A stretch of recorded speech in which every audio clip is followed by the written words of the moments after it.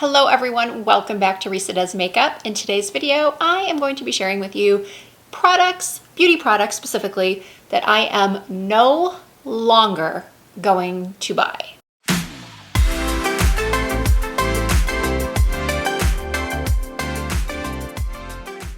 I've seen this video concept done recently by a couple of my personal favorite YouTubers, Samantha and Andrea Matillano. And when I saw their videos, I immediately thought to myself, what a great idea.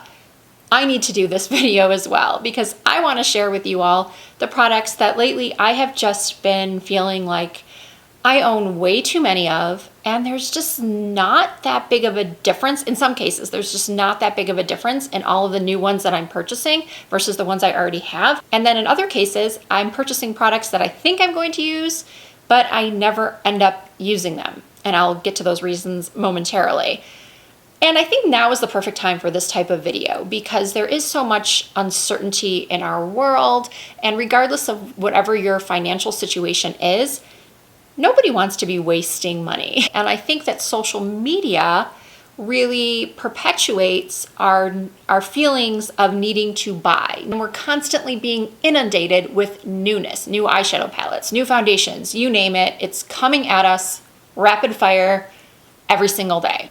The bottom line is that once in a while, we can all use the reminder to be more mindful of our purchases. So let's get into this. The first product that I am no longer buying, or first category I should say, is highlighter. For the most part, I don't see huge differences in highlighters. Now, don't get me wrong. There are highlighters that have glitter particles. They're chunky and they're just, well, to put it bluntly, they're crap. You don't want them. So if that's all you have in your collection, I can definitely see wanting to try others.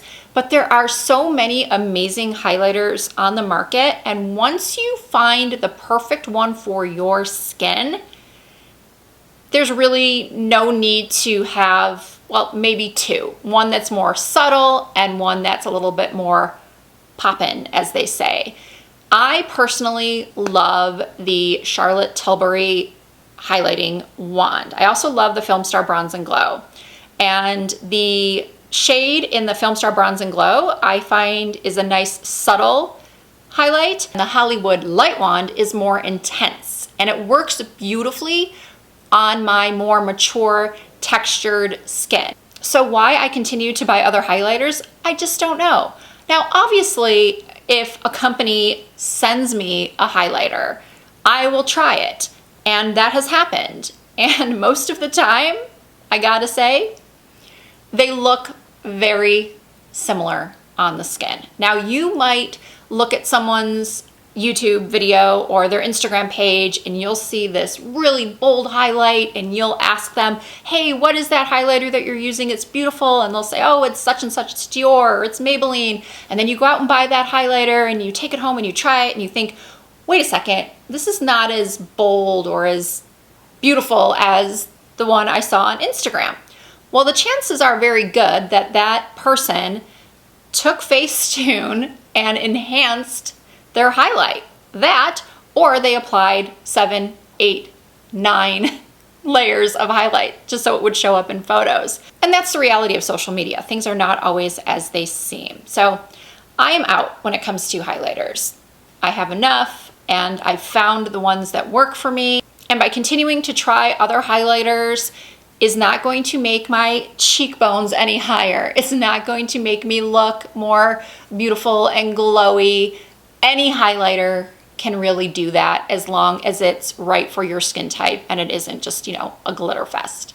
Up next is a category that I'm fairly certain Samantha March alluded to in her video as well. I am no longer purchasing huge eyeshadow palettes.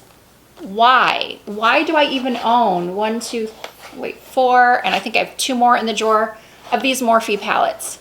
I never ever reach for them. And it's not just large Morphe palettes, it's any large eyeshadow palette. And I've actually mentioned this many times on my channel that I prefer small eyeshadow palettes. Now this is a real tiny one. This just happens to be sitting here. It's the Urban Decay Naked Basics. I love to be able to work off of a palette. I like to be able to hold it in my hand, especially as I get older and my eyesight is getting worse and worse. Honestly, for me, this is one of the more ideal eyeshadow palette sizes, but I also really love the size of the Anastasia Beverly Hills eyeshadow palettes because they're travel friendly, they have a mirror, and they have a variety of shades that are going to create a multitude of looks, take you from day to night, from beginner to advanced, but it's not overwhelming. Whenever I see these large Morphe palettes or just large palettes in general, I think, ooh, look at all of the pretty colors. But what I, and probably many of you, fail to recognize is that you likely won't use most of the shades. I'm really not trying to say that all large palettes are worthless and that you shouldn't buy them. But for me personally, and I think a lot of you as well, they're just overwhelming and you don't need them. And sometimes quality is sacrificed for the larger amount of shadows that they put in a palette. For example, I feel that a lot of the larger palettes that come out around the holidays are really good deals, or they're presented as really good values, but the quality is not as good as the permanent eyeshadows or blushes in their range. So I've definitely gotten to the point where I am no longer going to be buying any large palettes. And while we're on the subject of large palettes, I've never been one to purchase a palette that contained any sort of lip product in it, even if it's covered by a little bit of plastic. I just typically stay away from any sort of palette that has a cream product in it. I tend to stay far away from those. Another item that I think a lot of us aren't purchasing anymore are makeup removing wipes. I think word is getting out there about how they are very hard on your skin when removing the makeup. They're terrible for the environment. A much better thing to do is either use a cleansing oil to remove your makeup or a cleansing foam, a makeup removing cleansing foam, not specifically a cleanser. More often than not, a cleanser is not an effective makeup remover, especially if you're someone like me that wears more long wearing makeup. So there are excellent makeup removing oils and foams. I'll put a couple of my favorites in the description box. I've personally been using the microfiber makeup removing cloths. I featured my whole skincare routine in a recent video that I can also link for you in the description box. And someone actually asked me, isn't that really harsh on your skin? Just the whole rubbing of your face with this microfiber cloth. But the cloth is so soft and it so easily removes my makeup that no, I'm not tugging, I'm not pulling. And for my eyes, I make sure, and I do demonstrate in that video, that I make sure that the cloth is very, very wet and I hold it over my eyes for about 5 to 10 seconds before I wipe away the eye makeup. And then I do double cleanse. So I use a cleanser after that and it'll take off anything that remains, but usually there's nothing that remains. Before I move on, because this is a lot of talking about makeup wipes, I know a lot of people, including myself, like to use makeup wipes to clean up their eyeshadow fallout or if they're trying to get a more clean line.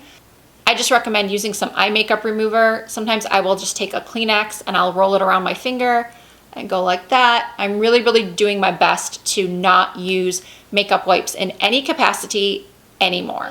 Okay, next on my list of things I am no longer purchasing, lip liners. How many nude lip liners do we need?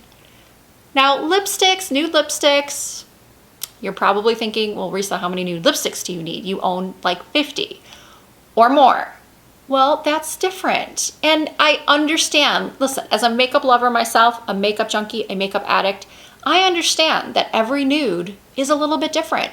There's nude pink, there's nude peach, there's nude beige, there's nude brown, there's nude mauve, there's nudie brown, there's nudie peach beige. There's all these different shades. But honestly, there is a perfect nude lip liner for everyone. You have probably already found the only one you need. Now, I'm one of those people that believes that lip liner is essential, especially as we get older. And I know I speak a lot about getting older and products that work for women as they get older, because I'm experiencing it and I'm noticing that I need to do things a little bit more differently as my face changes, as my skin isn't as tight as it once was, as things seem to be falling everywhere. And I think that lip liner is one of those things that can be impactful insofar as it can make your lips look fuller. Now, you don't have to overline like I often do and a lot of other younger YouTubers do, but having a lip liner on can help your lipstick, will keep your lipstick from transferring into fine lines. You can get a lip pencil that is very, very close to your own skin tone. So if you're someone who is anti-lip liner, try MAC Oak Lip Liner, or NYX Natural Lip Liner is a great one for more medium skin. It's a very your lips but better type of shade. NYX Nude Suede Shoes is great. If you prefer high-end makeup, this one from Makeup Forever, this Artist Color Pencil in Wherever Walnut is amazing. I also love Contour, the shade Contour from Pat McGrath. But once you find that perfect nude that goes with so many of your lipsticks, don't do this. Don't do this. Also, bronzers. This is just a small little sampling of the bronzers I own. I probably have 30 more. This is just all I could fit in one hand. Bronzers are very similar to highlighters, I feel. And again, this is just all my opinion. You might think that every highlighter you own is very different, or every bronzer you own is very different, but the goal of a bronzer is to bronze up your skin, warm up your skin. So if you find one that has the texture that you like, it's really silky, it's really buttery, it's really easy to blend, find one that's the right tone for your skin. Perhaps you have to have two, one for when you are more your natural skin color, and then one when maybe you've gotten a little sun, or you're like me, you've used a at-home self-tanner. I like to have two bronzers, one when I'm more fair and one when I'm darker. Or you might want to have one that is more matte and one that has a little bit of glow to it. Or perhaps you want to have a bronzer that is more for contouring versus bronzing. I'm not saying you shouldn't have a small wardrobe of bronzers and highlighters, but once you have the ones that suit your needs, I am here to tell you that you can try the new bronzer from NARS, you can try the new bronzer from Charlotte Tilbury, you can try the new bronzer from whatever brand comes out with one. The likelihood of it being life-changing is very, very slim. Now that said, there are some products that hit the market that are different in that they have skincare ingredients that will allegedly help to improve the look of your skin over time. And if it's a product that you use every single day, there's a chance that you might see some results. But in my head, when I think, oh, of a skin-loving bronzer that's going to help my skin be more hydrated and look more youthful, I'm not gonna lie, I sort of question that a little bit. I've been in this business for 25 years. When I say this business, I mean the beauty industry. Prior to doing YouTube, as many of you know, I was a working makeup artist. I had my own boutique. I worked for many, many high-end makeup brands, and I've heard it all. I've heard all of the science and all of the rah that goes into promoting a new product, and this is life-changing, this is game-changing, you're gonna look like a supermodel when you use this. I am not putting down makeup lovers or collectors at all, because I am one, but I also understand that I already have what I need. That's the bottom line. When you find something that works, just like I said about the highlighter, just like I said about the lip liner, you really don't need to keep trying, because I promise you it's most likely not going to be life-changing. One of my current favorites is this one from Milani. It is the Silky Matte Bronzer. It's beautiful. It is just as good as any high-end bronzer I own. So I feel like I'm cutting myself off. I'm not buying any more bronzers. As I said earlier, if a company launches new bronzers and they send them to me, of course, I'll test them out. I will use them in videos, because that, again, is my job. But if I were not a YouTuber, I can guarantee you that I would be done. Done. buying and testing more bronzers. All right, was there anything else on my list? Yes, liquid eyeliners. I'm done with you too. I am done buying liquid eyeliners. Every year it seems that my features become more uneven. And I recently did a video about how I try to balance my features and counteract that unevenness, but I am finding it more and more difficult to do liquid eyeliner on my eyes. And I love a cat eyeliner. I love a lifted look. I've done videos, several in fact, on how to do a winged liner on a hooded eye. And I can still do it, but it gets more and more difficult, it seems, on the daily. And I'm one of those people that is now really struggling to do a nice looking wing and have it look flattering on my face. When I would do those videos, I did get many comments from ladies in their 50s and 60s and beyond that said no matter how hard I try, I just can't do it. It's not flattering. My eyes are too hooded, they're too downturned, they're too crepey in this area. I just can't do it. And I would think to myself, sure you can. Sure you can. Just use my tips. Just use my technique. You can do it. You can do it. And now that I'm in that space, I can honestly say from firsthand experience, maybe they're right. Maybe you can't. So I'm still going to use the liquid eyeliners I have and keep seeing if there's any new technique I can show you for mastering a winged eyeliner, a winged liquid eyeliner look on hooded, downturned eyes. And you know that if I find something new and different to share, I will share it. But for now, I have just really embraced the eyeshadow technique, the eyeliner technique, and then blending out with eyeshadow. And really what I've been doing now is to get that lifted winged effect is just winging out my eyeshadow versus trying to wing out my eyeliner. And I'm just trying to give my eyes a little bit of lift in this corner by doing the slightest little baby wing, again with shadow or pencils. So my liquid eyeliners and even my gel eyeliners are not getting much love at all from me these days, and I probably will not be purchasing them again. All right, everyone, that'll do it. Those are all of the products that I am no longer purchasing. Now, should I still be purchasing lip glosses? Should I still be purchasing all the blushes that I purchase? Should I still be purchasing all the brow products that I purchase? Probably not, but I am kind of addicted to those. As always, I really do hope you enjoyed this video, and if you did, please give it a thumbs up. If you're not already subscribed to my channel, it would be great if you hit that subscribe button and the notification bell. Become part of the Risa Does Makeup family. I do try to upload new videos at least twice per week. You can also find me on Instagram, Facebook, and Twitter under the same username. It's all Risa Does Makeup. Thank you again for watching, and I look forward to seeing you in my next video.